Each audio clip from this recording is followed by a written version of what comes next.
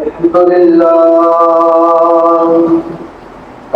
لله الذي نحمده ونستعينه ونستغفره ونؤمن به ونتوكل عليه ونعوذ بالله من شرور أنفسنا ومن سيئات أعمالنا من يهده الله فلا مضل له ومن يضلله فلا هادي له ونشهد أن لا إله إلا الله وحده لا شريك له ونشهد أن محمدا عبده ورسوله صلى الله على سيدنا وحبيبنا وشفيعنا ونبينا ومولانا محمد صلى الله عليه وسلم.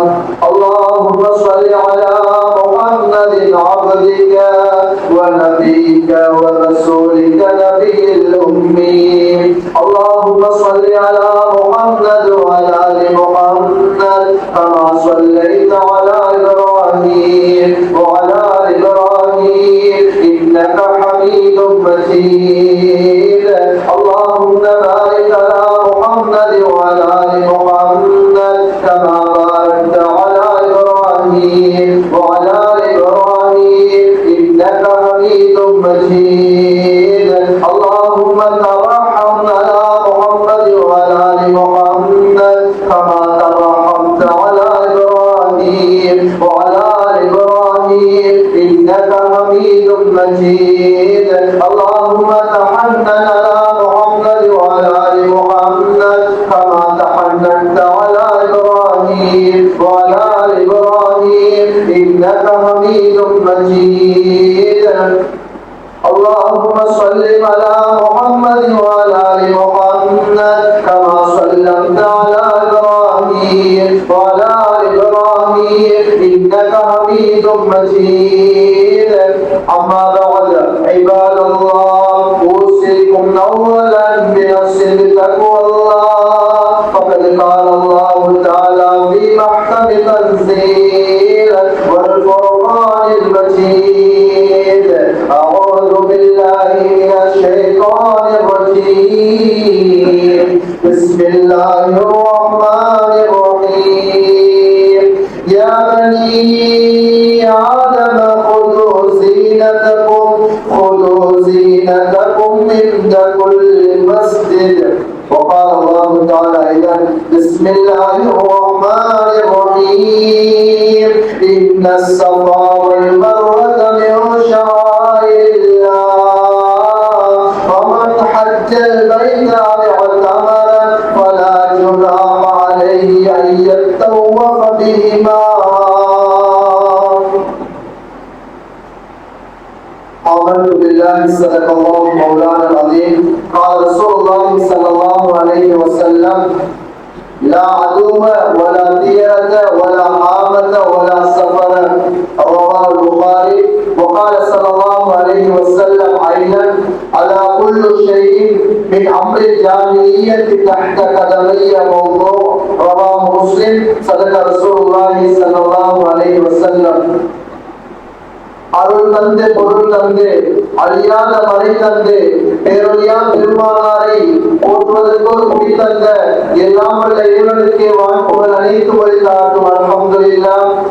நாயகத்தின் நாயகம் அன்பின் நாயகம் பொறுமை சிகரம் நபிகள் நாயகம் ஸல்லல்லாஹு அலைஹி வஸல்லம் அவர்கள் மீதிலும் சன்மார்க்கத்தின் சாம்ராஜ்யத்தை கட்டி எழுப்பதற்காக தாங்களின் உயிர்களை எல்லாம் கட்டளாக பாவித்த அந்நவர்கள் உத்தம தோழர்கள் சஹாபாக்கள் தாபிஈன்கள் தபூத்தாபிஈன்கள் நாதாக்கள் சுஹதாக்கள் நல்லவர்கள் வல்லவர்கள் அனைவர்கள் பேரிலும் நல்லாரின் சாந்தியும் சமாதானமும் என்றும் எப்பொழுதும் நிலவட்டுமாக. இதை இல்லமாம் அல்லாஹ்வின் மாளிகையில் ஜும்ஆவின் கடனை நிறைவேற்றுவதற்காக அர்த்திகாஃப் நியத்தோடு தூய்மையான எண்ணத்தோடு நேர காலத்தோடு வருகை தந்திருக்கும் எல்லாம் வல்ல அல்லாஹ்வின் நல்லடியார்களே, அன்பு நிறைந்த இஸ்லாமிய சகோதரர்களே, வல்லவர் அல்லாஹ் சுப்ஹானஹு வ தஆலா எமது வாழ்வில் எந்தெந்த விடயெல்லாம் எடுத்து நடக்குமாறு ஏவி இருக்கிறானோ அதை எடுத்து நடக்குமாறும், எதையெல்லாம் செய்யக்கூடாது அல்லாஹ் ஹராமாக்கி இருக்கிறானோ, தடுத்திருக்கிறானோ, தடை செய்திருக்கிறானோ அதனை தவிர்த்து நடக்குமாறும் கண் அடியே நான் எனக்கும் அப்பால் உங்களுக்கும் வசியத்திலும் நல்ல உபதேசம் செய்து கொள்கிறேன்.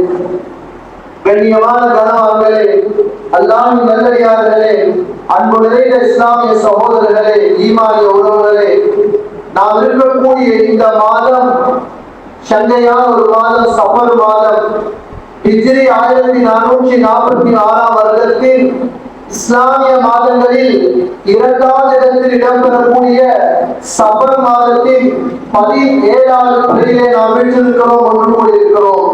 இந்த மாதம் சஃபர் மாதம், ஜும்மாவுடைய நாள் 17வது பிறை. கண்ணியமான கணவான்களே, ஏன் தெரியுமா? இன்றும் கூட இஸ்லாமியர்களுக்கு மத்தியில் பலவிதமான மூட கொள்கைகள், மூட நம்பிக்கைகள் இருக்கின்றது. அதில் ஒன்றுதான் இந்த சஃபர் மாதமும் ஒரு முசீபத்தான மாதம். சஃபர் மாதம் ஒரு பீடைக்குரிய மாதம். சஃபர் மாதம் அவ்வளவு நல்லம் இல்லை. சஃபர் மாதத்துல எந்த நல்ல காரியமும் செய்யக்கூடாது என்று சில இஸ்லாமியர்கள் நம்புகிறார்கள். அப்படி ஒன்றும் கிடையாது. உதாரணமாக சஃபர் மாதத்துல திருமண பேச்சுக்களா பேசவே கூடாது. கல்யாணம் முடிச்சு வைக்கிறதா முடிச்சு வைக்கவும் கூடாது. நிக்காஹ் சம்பந்தமா எதுவும் பேசுறதா அப்படி பேசக்கூடாது. புதிய வீடு கட்ட ஆரம்பிக்கிறதா செய்யக்கூடாது. புதிய கடையை தொடங்க போறீங்களா தொடங்க கூடாது. வியாபாரம் பிசினஸ் ஆரம்பிக்கிறீங்களா ஆரம்பிக்க கூடாது. பிள்ளைகளை மதரசாவும் சேர்க்க போறீங்களா சஃபர் மாதம் சேர்க்க கூடாது. கண்ணியமானவர்களே, என்று நம்புறது மூட நம்பிக்கைகளில் ஒன்றாகும். அப்படி ஒன்றும் கிடையாது. சஃபர் மாதத்துல எல்லா காரியங்களும் செய்யலாம். எல்லா மாதங்களையும் படைத்தவன் அல்லாஹ், எல்லா நாட்களையும் படைத்தவன் அல்லாஹ். சஃபர் மாதம் திருமணம் பேசுறீங்களா தாராளம் பேசலாம். புதிய கடையை தொடங்குறீங்களா, புதிய வீடு குடிப்பு போகிறோமா, அல்லது வியாபாரம் பிசினஸ் தொடங்குறோமா, எல்லா காரியங்களும் செய்யலாம். கண்ணியமான கணவான்களே, அன்பு நபி ஸல்லல்லாஹு அலைஹி சொன்னார்கள், புகாரி ஷரீஃப்ல வரக்கூடிய ஹதீஸ், லா அதுவ வலா தியரத வலா ஹாதத வலா சஃபர. இஸ்லாத்தில் தொற்று நோய் என்பது கிடையாது. யாரு சொன்னது? நபி ஸல்லல்லாஹு அலைஹி வஸல்லம். இஸ்லாத்தில் தொற்று நோய் கிடையாது. இஸ்லாத்தில் பறவை சாஸ்திரம், ஆந்தை சாஸ்திரம் சமூகம் கிடையாது. இஸ்லாத்தில் சஃபர் மாதம் ஒரு முசீபத்தான, ஒரு தத்ரீயமான, ஒரு பீடைக்குரிய மாதம் அல்ல என்பதாக நபியுல்லாஹி ஸல்லல்லாஹு அலைஹி வஸல்லம் தெளிவாக சொல்லிவிட்டார்கள். இந்த ஹதீஸ் புகாரி ஷரீஃபிலே பதிவு செய்யப்பட்டிருக்கிறது. சஹீஹ் முஸ்லிம் வரக்கூடிய இன்னும் ஒரு ஹதீஸ், அலா குல்லு ஷைஇன் மின் அம்ரில் ஜாஹிலியத்தி தஹ்த கதமைய மௌது, ரவாஹு முஸ்லிம். ஜாஹிலியா காலத்தில் பலவிதமான மூட நம்பிக்கைகள் இருந்தன, பலவிதமான மூட கொள்கைகள். அதனை அவர்கள் மார்க்கமாக, ஷரீஅத்தாக, ஒரு சட்டமாக நினைத்து வந்தார்கள். அன்பு நபி ஸல்லல்லாஹு அலைஹி வஸல்லம் எப்போது நபியாக அனுப்பப்பட்டார்களோ சொன்னாங்க, நான் வந்ததுக்கு பின்னால ஜாஹிலியா காலத்தில் இருந்த எல்லா மூட நம்பிக்கைகளும் என்னுடைய காலுக்கு கீழாக வைத்து புதைக்கப்பட்டிருக்கின்றன என்பதாக ரசூலுல்லாஹி ஸல்லல்லாஹு அலைஹி சொல்லி காட்டினார்கள். கண்ணியமான கணவான்களே, ஜாஹிலியா காலத்தில் இருந்த பலவிதமான மூட நம்பிக்கைகளை அல்லாஹ் குர்ஆன்ல தெளிவுபடுத்துகிறான். நேரத்தை கருத்தில் கொண்டு ஓரிரு விடயங்களை தொட்டு காட்டுகிறேன். ஜாஹிலியா காலத்தில் இருந்த பலவிதமான மூட நம்பிக்கைகளில் ஒன்று என்ன தெரியுமா? ஹஜ்ஜி அல்லது உம்ரா. ஹஜ்ஜிக்காக உம்ராக்காக இஹ்ராம் ஆடை அணிந்துட்டு எல்லா கடமைகளையும் செய்யற நேரம் சஃபா மர்வா தொங்கோட்டம் போடணும். சஃபா மர்வா தொங்கோட்டம் போடணும், சை செய்யணும். இது கட்டாயம். இவன் என்ன செய்வாங்கன்னா எல்லா கடமைகளையும் செஞ்சுட்டு சஃபா மர்வா தொங்கோட்டம் ஓடுற நேரம் சஃபா மர்வா மலையை பார்ப்பாங்க. அந்த மலைகளுக்கு மேலால் சிலைகள் வைக்கப்பட்டிருக்கும். சிலைகள் கிட்ட வைக்கப்பட்டிருந்துச்சு ஆரம்ப காலத்துல. இந்த மக்கள் நினைச்சாங்க, கொடுத்துட்டு எல்லா அமல்களையும் செஞ்சுட்டு சஃபா மர்வா சை செய்யற நேரம் இந்த சிலைகள் இருக்கிறதுனால தொங்கோட்டம் ஓடுறது அவ்வளவு நல்லது இல்லை, அது பொருத்தமானது இல்லை, அது சரியில்லாத வேலைன்னு நினைச்சு எல்லா கடமையும் செஞ்சுட்டு சை செய்ய மாட்டாங்க. அதனை குற்றமாக கருதினார்கள். அல்லாஹ் ஆயத்தை இறக்கினார், இன்ன ஸஃபா வல் மர்வத மின் ஷஆயிரில்லாஹ் ஃபமன் ஹஜ்ஜல் பைத அவ் இஅ்தமர ஃபலா ஜுனாஹ அலைஹி அய்யத்தவஃப பிஹிமா. சஃபா மர்வா என்பது அல்லாஹ்வுடைய அத்தாட்சி என்று உள்ளது. நீங்க ஹஜ் உம்ரா செய்யற நேரம் சஃபா மர்வா தொங்கோடு ஓடுற நேரம் அதுக்கு மேல சிலைகள் இருந்தா நீங்க சரி செய்யறது உங்கள் மீது குற்றம் இல்லை, நீங்க குற்றம் பிடிக்கப்பட மாட்டீங்க. ஆயத்தை அல்லாஹ் இறக்கி அந்த மூட நம்பிக்கைக்கு அல்லாஹ் முற்றுப்புள்ளி வைத்தான். இது ஒன்று. இரண்டாவது, அவர்கள் ஹஜ் உம்ரா இஹ்ராம் உடுத்துட்டா வீட்டுடைய முன்வாசலாக போக மாட்டாங்க. வீட்டுடைய முன்வாசலாக போகாம அதை அப்படியே மூடி வச்சுட்டு வீட்டுடைய பின்பக்கத்துல ஒரு வாசலை ஏற்பாடு செஞ்சு அதுக்கு தனியா ஏற்பாடு செஞ்சு வெளியில போவாங்க, உள்ளுக்கு வருவாங்க. கேட்டா சொல்லுவாங்க, இஹ்ராம் உடுத்துட்டு ஹஜ் உம்ரா இஹ்ராம் உடுத்துட்டு வீட்டுடைய முன் வாசலாக போறது ஒரு குற்றம், இது ஒரு பிழை, இது தவறுன்னு நினைச்சு வீட்டுடைய பின்பக்கத்தால போயிட்டு வந்து கொண்டிருந்தாங்க. இது சரியா பிழையா? அல்லாஹ் தஆலா இது பிழை, இப்படி ஒன்றும் இல்ல, அந்த மூட நம்பிக்கைக்கு அல்லாஹ் முற்றுப்புள்ளி வைத்தான். வலைஸல் பிர்ரு பிஅன்தால் புயூத மின் அஃதில்லூரிஹா வலாகின்னல் பிர்ர மனித்தகா வர்துல் புயூத மின் அப்வாபிஹா. நீங்க ஹஜ் உம்ராவுக்காக இஹ்ராம் ஆடை அணிந்துவிட்டால் வீட்டுடைய முன் வாசலால போறது வாரது உங்கள் மீது குற்றம் இல்லை என்ற ஆயத்தை இறக்கினவுடன் அந்த மூட நம்பிக்கை அப்படி இல்லாமல் ஆக்கப்பட்டுச்சு. மூன்றாவது மூட நம்பிக்கை என்ன தெரியுமா? இது எனக்கும் பிடிக்காது, உங்களுக்கு யாருக்குமே பிடிக்காது, யாரும் விட்டு கொடுக்கவும் மாட்டோம். ஜாலிய காலத்தில் ஒருவர் மரணிச்சிட்டா, ஒருவர் வஃபாத் ஆயிட்டா, ஒரு வீட்டுல வாப்பா வஃபாத் ஆகினால் வாப்பாட சொத்து யாருக்கு போகணும்? யாருக்கு போகணும்? நான் ஏன் கஷ்டப்பட்டு சம்பாதிக்கிறோம்? நான் இல்லாட்டியும் பரவாயில்ல, என் மனைவி யாரையும் கை நீக்கிற கூடாது, எங்க பிள்ளைகள் அனாதையாகிடக் கூடாது, எனக்கு பின்னால எங்க சொத்துக்கள் என் பிள்ளை குட்டிக்கு சொல்றோமா இல்லையா? சொல்றோமா இல்லையா? ஜாகிய காலத்துல எப்படி தெரியுமா? நானா மௌத்தாயிட்டா சொத்துக்கள் யாருக்கு போறது தெரியுமா? தம்பி சுருட்டி போடுவாரு. தம்பி வஃபாத் ஆயிட்டா மறந்துட்டா தம்பி எல்லா சொத்துக்களும் தம்பியுடைய மனைவி பிள்ளைக்கு போறது இல்ல, நானா சூறையாடிடுவாரு, எல்லாரும் சுருட்டி போடுவாரு. இது அவங்க சட்டவாதி எடுத்து செஞ்சாங்க. சஅத் பின் ரபீ ரலியல்லாஹு அவங்களோட மனைவி தன்னுடைய 2 பெண் குழந்தைகளை அழைத்துக் கொண்டு நபிகள் நாயகம் ஸல்லல்லாஹு அலைஹி வஸல்லம் அவருடைய சமூகத்துக்கு வருகிறார்கள். நபிய வாகனம் வந்து சொன்னாங்க, யா ரசூலல்லாஹ் ஸல்லல்லாஹு அலைஹி வஸல்லம், இந்த 2 பிள்ளை யாரு தெரியுமா? சஅத் பின் ரபீ அவங்களோட பிள்ளைகள். இந்த பிள்ளைகளுடைய வாப்பா உங்களோட உஹத் யுத்தத்துல கலந்து ஷஹீதாய் வஃபாத் ஆயிட்டார். அவர் மரணிக்கிற நேரம் இந்த பிள்ளைகளுக்கு ஏராளமான சொத்துக்களை விட்டு சென்றார். இந்த பிள்ளைகளுடைய பெரியப்பா அவருடைய நானா எல்லா சொத்துக்களையும் சூறையாடினார், எல்லா சொத்துக்களையும் எடுத்துட்டார்.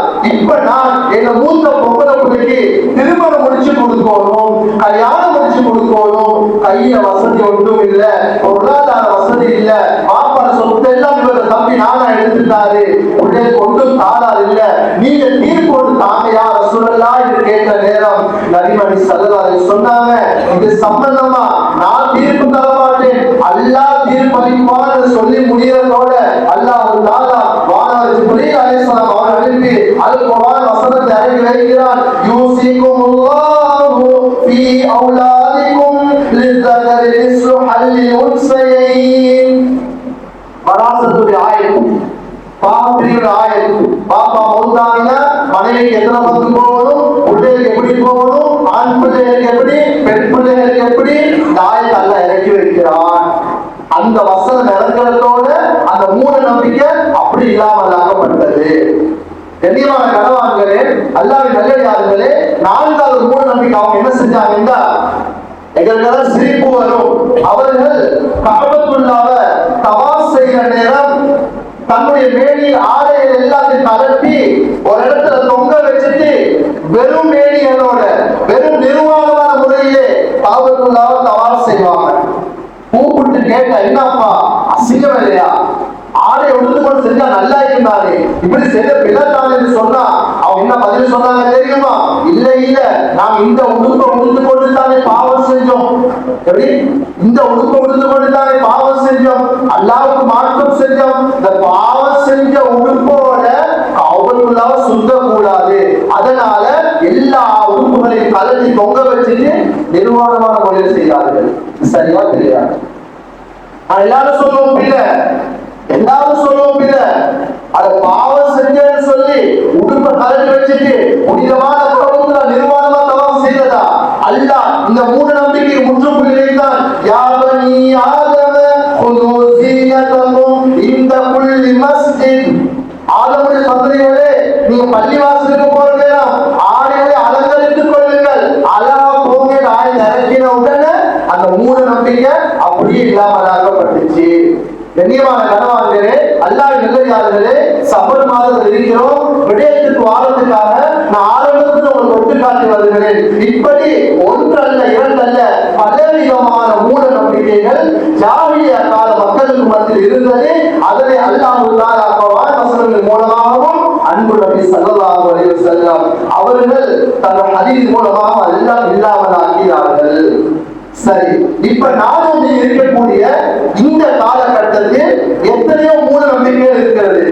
சில ஆண்களுக்கு மத்தியில் ஓரிரு மூட நம்பிக்கைகள், அதிகமான பெண்கள் நம்புகிறார்கள்.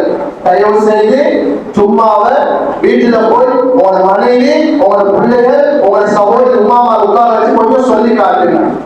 இந்த கால இருக்கக்கூடிய பலவிதமான மூட நம்பிக்கைகள் ஒன்றுதான் சஃபர் மாதம் உள்ள கிடைக்கிறது கூடாது. சில பெண்கள் நேர்ச்ச வைக்கிறாங்க, யா அல்லாஹ் டாக்டர் ரேட் கொடுத்துட்டா சஃபர் மாதம் உள்ள கிடைக்க போகுது. சில பெண்கள் நேர்ச்ச வைக்கிறாங்க, யா அல்லாஹ் சஃபர் மாதம் இந்த உள்ள கிடைக்காம அடுத்த ரபீலோட கிடைச்சா நல்லது யா அல்லாஹ், அப்படி கிடைச்சா நான் உனக்கு என்னமா ஒரு நேர்ச்ச செய்யறேன். கண்ணியமானவர்களே, ஏன்னா சஃபர் மாதம் கிடைச்சா உள்ளேக்கு முசீபத் வந்துடுமா, சஃபர் மாதம் கிடைச்சா உள்ளேக்கு பரக்கத் இல்லாம போயிடுமா, அப்படி ஒன்றுமே கிடையாது. எனவே சஃபர் மாதம் முசீபத்தை நம்புறது இந்த காலத்துல ஒரு மூட நம்பிக்கை. இரண்டாவது மூட நம்பிக்கை, காகம் கத்தினா வீட்டுக்கு விருந்தாளி வரலாம். சுப்ஹானல்லாஹ். அப்ப போனும் தேவையில்லை, மெசேஜ் ஒன்றுமே தேவையில்லை. தப்பி தவறி காகமும் கரையுது கத்துது, அன்னைக்கு பார்த்து வீட்டுக்கு விருந்தாளி வந்துட்டா சில பெண்கள் சொல்றாங்க, நீங்க வாதன சுவரா தெரியும், வீட்டுக்கு விருந்தா சுவரா தெரியும். எப்படி மாதிரி தெரியும்? யாரும் சொன்ன, நான் மெசேஜ் போடவும் இல்லையே, போன் பண்ணவும் இல்லை. இல்ல இல்ல, நீங்க காகம் கத்திக்கொண்டே இருந்துச்சு, அப்ப நினைச்சு நீங்க எப்படி விருந்தாளி வாரேன்னு சொல்லி. கண்ணியமானவர்களே, காகம் கத்துறதுனால வீட்டுக்கு விருந்தாளி வார நம்புறது மூட நம்பிக்கை, மதத்தனமான எண்ணம். அது இல்லாமல் ஆக்கப்படவும் இந்த காலத்தில் இருக்குது. மூன்றாவது, பூனை கரையுது பாருங்க. பூனை கரையுது அல்லது ஆந்தை கத்தினால் மையத்து போடுவான். அப்ப வளர்ப்பு நோக்கி தேவையில்லை, இஸ்லாமிய தேவையில்லை. சில பெண்கள் சொல்றாங்க, இன்னைக்கு தெரியும் சுவர்ணா மௌத்தா போவாருன்னு தெரியும். யாரு சொன்ன? மெசேஜ் வந்துச்சா? இல்ல. கோல் பண்ணினாங்களா? இல்ல. வளர்ப்பு நோக்கி வகையா இருந்துச்சானா? இல்ல. எப்படி தெரியும்? பூனை கரையை போலே தெரியும், ஆந்த கத்த போலே தெரியும் மௌத்தாவா இருக்கு. யார் வாபா சேர்ந்தது? கண்ணியமான கணவான்களே, இது மூட நம்பிக்கை. அப்படி ஒன்றும் கிடையாது. பூனை கத்தினாலும் சரி, ஆந்தை கத்தினாலும் சரி, மையத்து குழு என்று நம்புறது இந்த காலத்துள்ள ஒரு மூட நம்பிக்கை. நான்காவது, எங்கேயாலும் அதாவது சஃபர் மாதம் எந்த நல்ல காரியத்தையும் செய்யக்கூடாது, திருமண பேச்சுக்களை பேசக்கூடாது, புதிய கடைகள் தொடங்கக்கூடாது, வியாபாரம் செய்யக்கூடாது, புதிய வீடு குடிபோகக்கூடாது என்று நம்புறது ஒரு மூட நம்பிக்கை இந்த காலத்துல. அப்படி ஒன்றும் கிடையாது. ஐந்தாவது, பிரயாணங்கள் போற நேரம் முன்னுக்கால ஒரு பூனை ஓடி வந்துச்சுன்னா சுருந்தா பிரயாணத்தை இருப்பாங்க, பயணத்தை இருப்பாங்க. இன்னைக்கு என்ன பயணம் போல அவ்வளவு நல்ல மில்ல போல, இன்னைக்கு என்ன வியாபாரம் போல அவ்வளவு நல்ல மில்ல போலயே. முன்னுக்கால பூனை குட்டி பாஞ்சா இல்லையா, அத பூனை பாஞ்சா என்ன, நாய் குட்டி பாஞ்சா என்ன, இதுக்கும் அதுக்கும் சம்மதம் கிடையாது. அப்படி பூனை முன்னால் குறிப்பிட்டால் அதை ஒரு முசீபத்தாக நினைப்பது இந்த கால உள்ள மூட நம்பிக்கை. இந்தியாவில் அதிகமாக இருக்கிறது. எங்கள் இலங்கை நாட்டிலும் சில பகுதிகளில் சில பெண்களுக்கு மத்தியில் இந்த மூட நம்பிக்கை இருக்குது. அது இல்லாமல் ஆக்கப்படணும். அடுத்தது ஆறாவது நல்ல தட்டிப்பட்டுருச்சு. தட்டிப்பட்ட உடனே மருத்துவர் ரிட்டர்ன் ஓட்டுக்குவாரு. ஏன் பயணம் போகணும் இல்லையா? ஓரத்துக்கு போனதுன்னா நீங்க கால் வந்து தட்டிப்பட்டுச்சு, நீங்க கண்ணை திறந்து ஒழுங்கா பார்த்து பிடித்ததான் தட்டிப்பட்டு இருக்காது. கால் தட்டிப்பட்டதுனால பயணம் போது அவ்வளவு நல்லம் இல்லையா என்று நம்பி அதை வீட்டுக்கு வாரு. இது ஒரு மூட நம்பிக்கை. ஏழாவது கண்ணியமானவர்களே, அதாவது இஸ்லாத்துல தொற்று நோய் இருக்கிறதாக நம்புறது ஒரு மூட நம்பிக்கை. அடுத்தது புதன்கிழமை பிரயாணம் போகக்கூடாது. இந்த குறிப்பெல்லாம் யாரு வச்சு பண்ணுங்க. ஏட்டா புதன்கிழமை பிரயாணம் போறது நல்லது இல்லையா? யாரு சொன்னது? அன்பு நபி சொன்னார் ஸல்லல்லாஹு அலைஹி வஸல்லம், புதன்கிழமை ஆரம்பிக்கிற விடயங்கள் பூர்த்தியாக முடியும் என்று சொன்னார் ஸல்லல்லாஹு அலைஹி வஸல்லம். உலமாக்களை கேட்டு பாருங்க, அதிகமான இமாம்கள் கிதாபுகளை எழுதினது புதன்கிழமை. அதிகமான அளவு மதரசாக்கள்ல கிதாபுகள் ஆரம்பிச்சு வைக்கிறது புதன்கிழமை. இமாமுல் அஅலம் அபூ ஹனீஃபா ரஹ்மத்துல்லாஹ் சொல்றாங்க, ஒரு வருடத்துல எத்தனையோ புதன்கிழமை இருக்குது. அப்படி இல்லாமல் ஒரு வருடத்தில் ஒரே ஒரு புதன்கிழமை இருக்குமா இருந்தால் என்னுடைய எல்லா நல்ல காரியங்களையும் அந்த புதன்கிழமை தான் தொடங்கும் என்பதாக இமாமுல் அஅலம் அபூ ஹனீஃபா ரஹ்மத்துல்லாஹ் சொல்லி காட்டுறாங்க.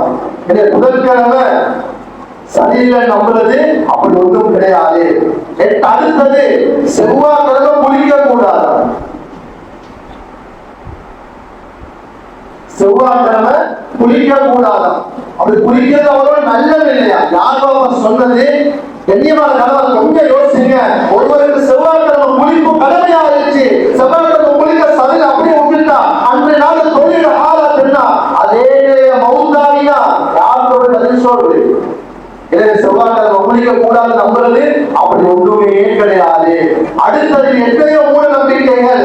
வீட்டுல சில பெண்கள் கலைச்சு கொண்டு இருப்பாங்க, செவல்ல ஓடக்கூடிய பகுதி அந்த பள்ளிகள் சும்மா தப்பு, அது சும்மா தற்று. இவங்க சொல்ற கண்ணிகளா கண்ணிகளா நான் சொன்னத பள்ளியும் ஓடு சொல்றேன்,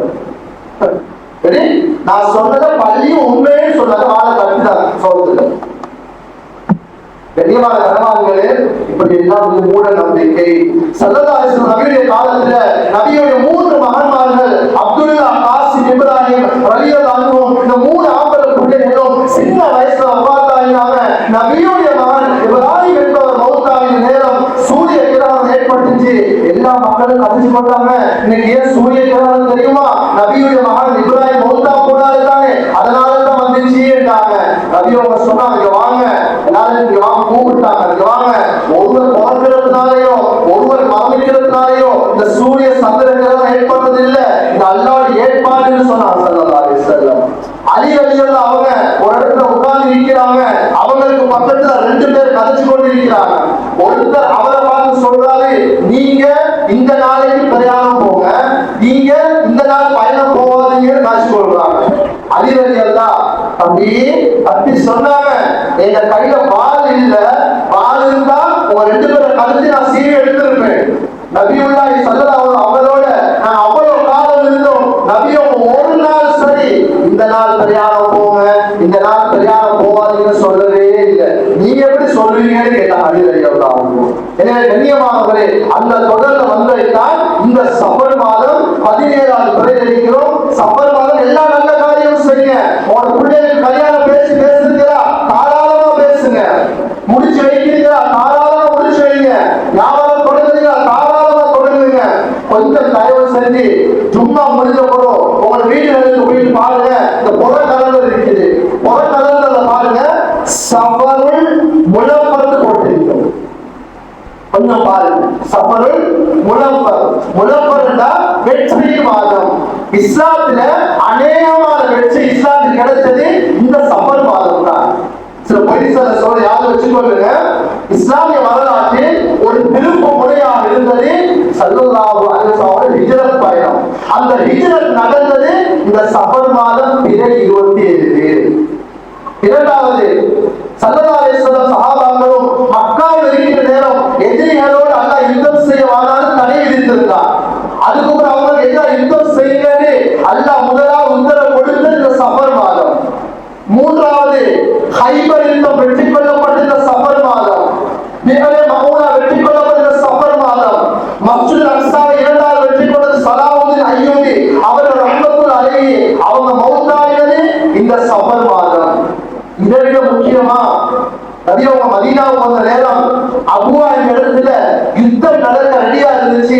பனு அமீரா கோல்கத்தான் நபி ஒப்பந்தம் உடன்படிக்கை செஞ்சு கொண்டாங்க. யுத்தம் நடக்கல. இது நடந்ததும் இந்த சஃபர் மாதம். இதை விட மேலாக பெண்களுக்கு சொல்லிக் கொடுங்க.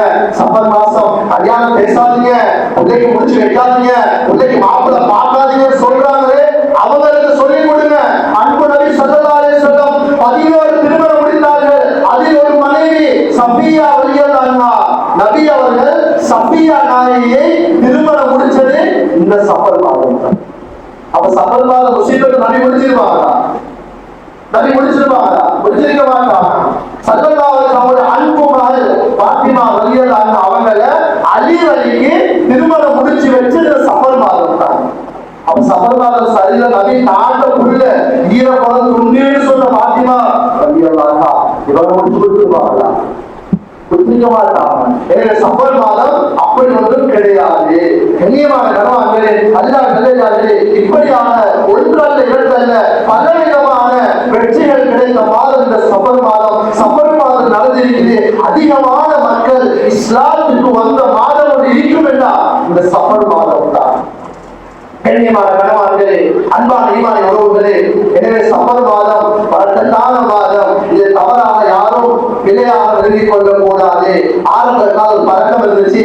சஃபர் மாதம் கடைசி புதன்கிழமை ஒடுக்கத்து புதன். என்ன புதன்? ஒடுக்கத்து புதன். ஜாஹிலியா காலத்தில் இருந்துச்சு. அந்த ஒடுக்கத்து புதன் ஏன் அவங்க கொண்டாடினாங்கன்னா, ஒடுக்கத்து புதன்னால எல்லா முஸ்லீம்களுக்கும் கழிவுபட்டு போகும். ஜாஹிலியா கால மக்கள் என்ன தெரியுமா செய்வாங்க? சஃபர் மாதம் கடைசி புதன்கிழமை வீட்டுல எல்லோரும் சாப்பாடு சமைச்சு கொண்டு கடல் பக்கத்துக்கு வந்துருவாங்க. கடல் ஓரத்துக்கு வந்து கடல் தரையில உட்கார்ந்து ஆண்கள் பெண்கள் எல்லோரும் ஒன்றாக கலந்திருந்து ஆக்கி கொண்டு வந்த சாப்பாடு தின்னுட்டு நல்ல சிரிச்சு கலைச்சு கூட்டாடிட்டு மாலை நேரத்துல போவாங்க. கேட்டா சொல்லுவாங்க, இந்த சஃபர் மாதம் கடைசி புதன்கிழமை ஒடுக்கத்து புதன், எல்லா முசீபத்தும் கழிவுபட்டு போகுது.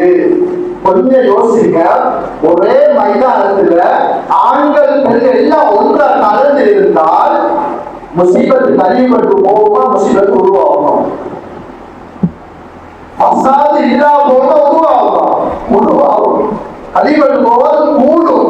அவங்க நினைச்சாங்க கடைசி புதன்கிழமை ஒடுக்கத்து புதன் எல்லாம் வந்து இப்படி கூத்தாடிட்டு போவாங்க, எல்லாம் கழிவுபட்டு போக நினைச்சாங்க. மூலம் நம்பிக்க கண்ணியமானது. அவங்களோட காரணம் சொன்ன என்ன தெரியுமா? ஆது கூட்டம் அழிக்கப்பட்டாங்க. எப்ப? சஃபர் மாதம் கடைசி புதன்கிழமை. கண்ணியமானவர்களே, ஆது கூட்டம் அழிக்கப்பட்டதுக்கும் இதுக்கும் அதுக்கும் சம்பந்தம் இல்லை. அவங்க ஏன் அழிக்கப்பட்டாங்கன்னா உங்க எல்லோருக்கும் தெரியும். அதன் கைவ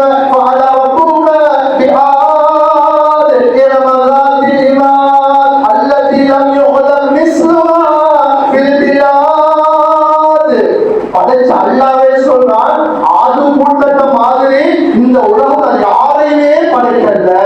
ஆது கூட்டம் நீங்க வரலாறு சுருக்கமா சொல்லி முடிச்சு கொள்கிறேன். பெரும் பலசாலிகள். எப்படி பலசாலி தெரியுமா? அவங்க தன்னுடைய கைகளால பெரும் பெரும் கற்பாறைகளை, நாங்க ரொட்டி சொல்லி ரொம்ப மாவு பிணைகிறாங்க, மாவு பிணையிறம் லேசா தண்ணி வந்து பிணைவாங்க. இதே மாதிரி அந்த ஆது கூட்டம் பெரும் பெரும் கற்பாறைகளை தன்னுடைய கையால குடைந்து வீடு கட்டுவார்கள். பலசாலிகள். யார் கொடுத்தது? அல்லாஹ். அல்லாஹ்வே குர்ஆன்ல சொல்றார். இவன் என்ன தெரியுமா செஞ்சாங்க? மன் அஷது மின்னா குவா. பெருமடிச்சாங்க. ஆது கூட்டம் பெருமடிச்சாங்க. நாங்க எவ்வளவு தைரியசாலி தெரியுமா? எவ்வளவு பலசாலி தெரியுமா? எங்களை மாதிரி பலசாலி இந்த உலகத்தில் யாரும் இல்லைன்னு பெருமை அடித்தார்கள். பெருமை என்ற போவை அல்லாஹ்வுக்கு சொந்தமானது. அல்லாஹ்வுக்கு பெருமை அடிக்கிறது பிடிக்காது. அல்லாஹ் அந்த கூட்டத்தை அழிச்சான். கிட்டத்தட்ட 7-8 நாட்கள் புயல் காற்றுகள் அனுப்பி அந்த காற்றாலே அந்த ஆது கூட்டம் அழிக்கப்பட்டார்கள்.